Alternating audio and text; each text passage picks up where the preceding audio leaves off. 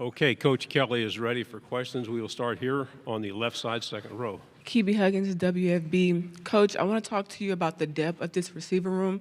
You finally have a fully healthy Chris Hilton, also the new additions, but I want to talk to you about Trey Green. He's a young talent. What is expected out of him this year? Well, continue his development. As you know, he came on as a true freshman last year, showed his ability clearly, especially in the red zone.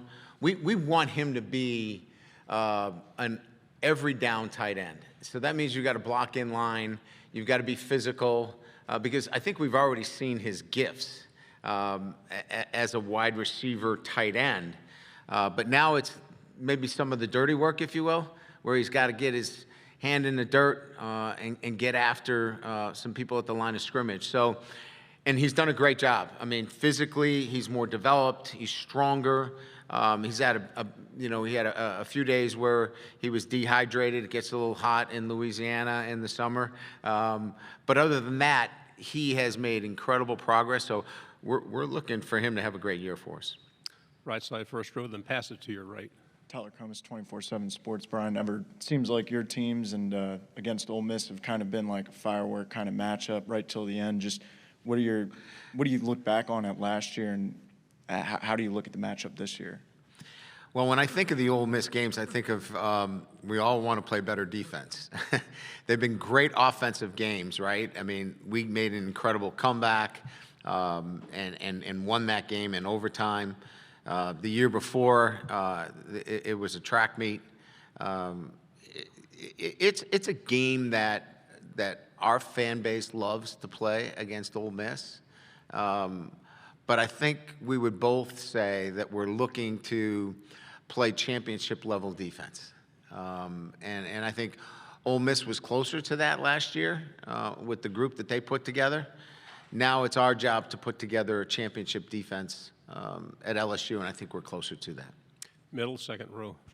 Hey, Coach Michael Brawner, WNSP in Mobile. You've had the opportunity to coach against Alabama now 3 times. It's obviously one of the biggest rivalries in the conference, but there's also been 2 different coaches. How has that changed going to prepare against Alabama from a Nick Saban coach team to a Kalen DeBoer coach team?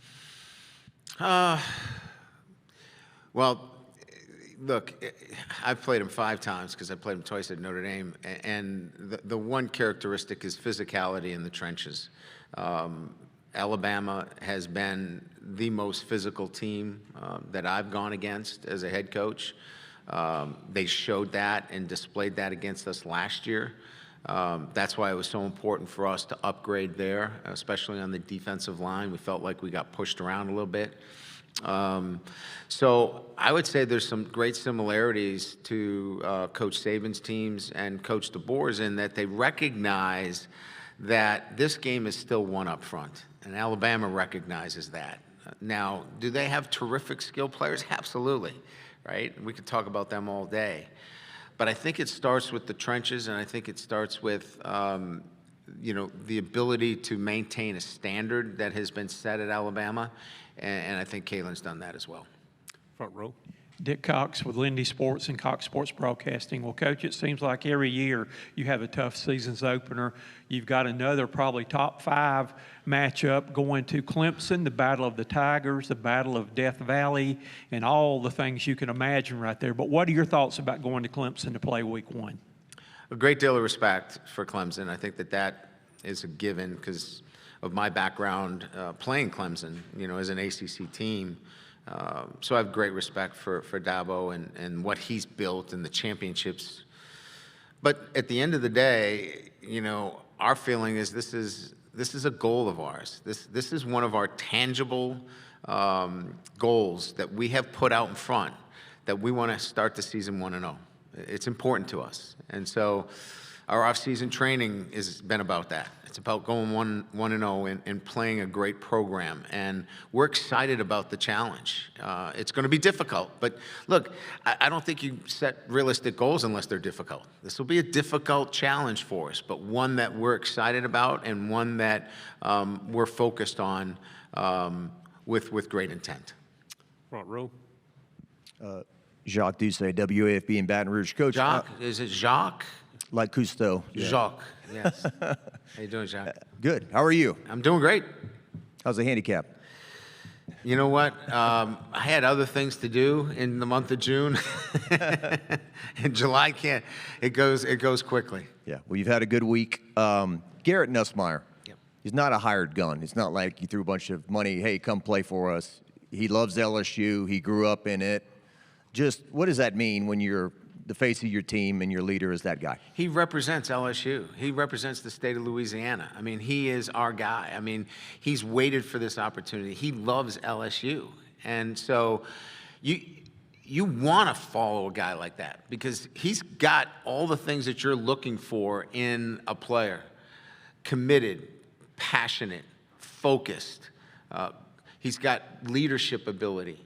And he can whip the ball around the yard when you need to. Now, the thing that he brings to the table, as I said in many of these settings, experience is the best teacher, and he's got experience, and he's got some adversity that he had to overcome along the way. I will take that kind of quarterback anytime in the SEC, because when you go on the road, when you start with Death Valley, you bring a freshman into Death Valley, you better be ready for the backup to get in there too.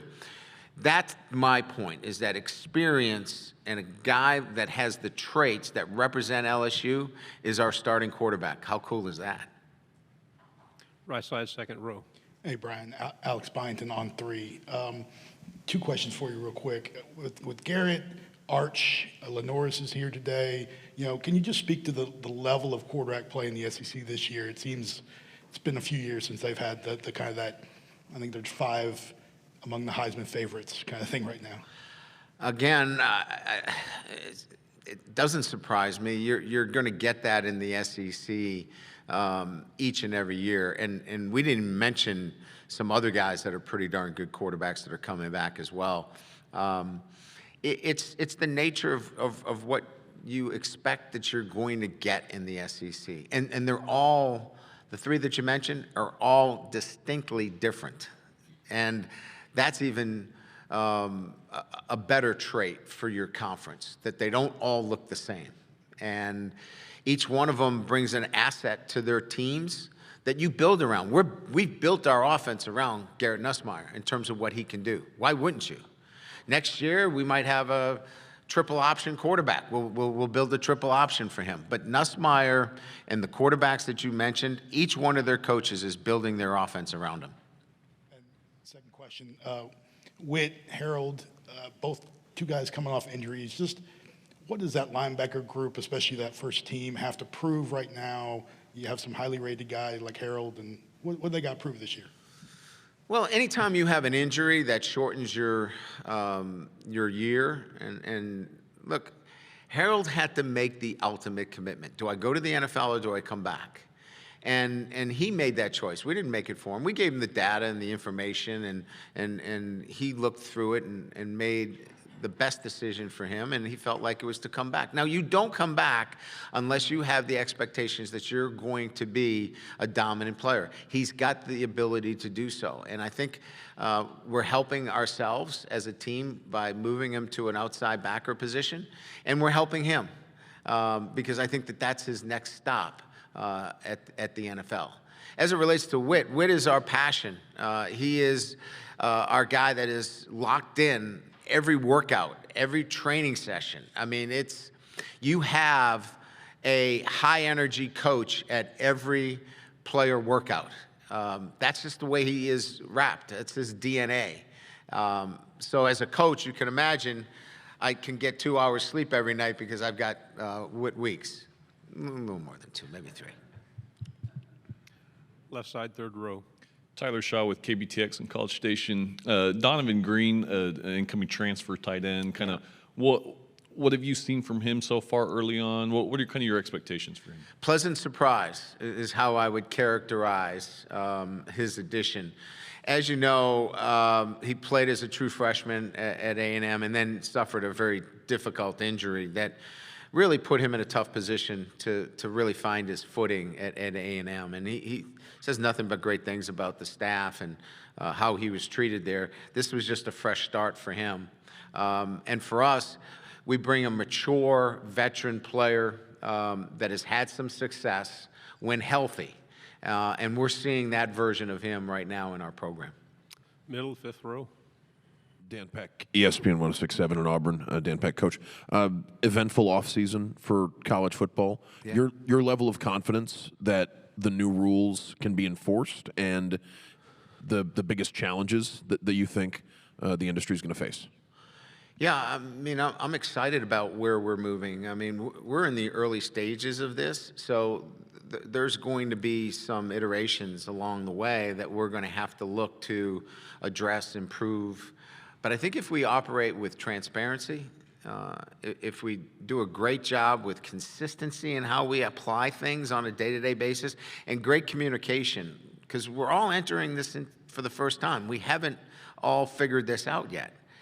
But I'm excited about it. I mean, I want to share the revenue with the players. I want them to have a great experience where they can now fly in their families to watch them play and have a place to stay and have transportation and have those kinds of things. Look, the salary cap this year is close to $280 million in the NFL. We're going to be about $13 million. We're short money, but we're not short of sharing the experiences that the student athlete can have with this model. So I'm excited about it. Now, it's got to start with us, though, too. Coaches, those that represent the universities, we can't be looking for shortcuts and trying to get around the model. Let's embrace the model with integrity and morality, and let's help build this thing, because I think we're moving in the right direction. Let's not mess it up. Final two questions right here and then on the end. Hey, Coach. Jada Ferris with WAFB in Baton Rouge, Oh, right I'm here. sorry. Yeah. When you have 14 guys who played in the bowl game, who kind of know the expectation coming back, and then how much does that help when you're trying to bring in new guys like Barian Brown and DJ Pickett? Well, it's absolutely crucial to have an established culture within your program. A culture is just the same way as saying, what are the standards that are acceptable, and what standards do you live by on a day-to-day basis within your program? So when you have veterans that have been in there, the Whit Weekses and the Garrett Nussmeyers and the Bo Bordelons, those guys that epitomize that and hold people accountable, you can bring in transfers because they easily assimilate because everybody's doing the same thing. So they would be outside the lines, or under the line, if you will, if they didn't. So having those guys back is extremely important. Having leaders that hold our players accountable, and especially transfers that can now come in and assimilate to the culture, that means everything. Final question on the right. Hey, Coach. Carmine Jammet with Fox Carolina.